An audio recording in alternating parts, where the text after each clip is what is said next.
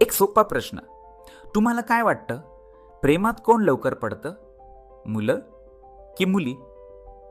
जर तुम्हाला वाटत असेल की मुली जास्त इमोशनल असतात म्हणून त्या लवकर प्रेमात पडतात, तर तुम्ही चुकीचे आहात. सायकोलॉजीनुसार पुरुषांना स्त्रियांपेक्षा खूप लवकर प्रेम होतं.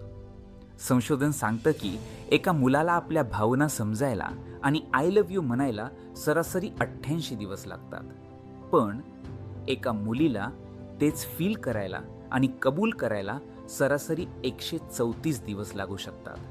कारण मुलं हे व्हिज्युअल असतात, ते दिसण्यावर लवकर आकर्षित होतात, तर मुली ॲनालिटिकल असतात. त्या जोडीदाराचा स्वभाव, सुरक्षा आणि भविष्य याचा विचार करायला वेळ घेतात.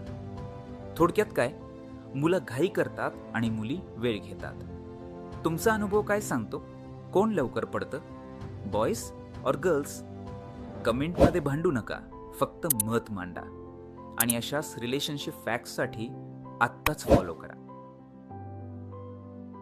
मनाचे खेळ, परिस फाउंडेशन.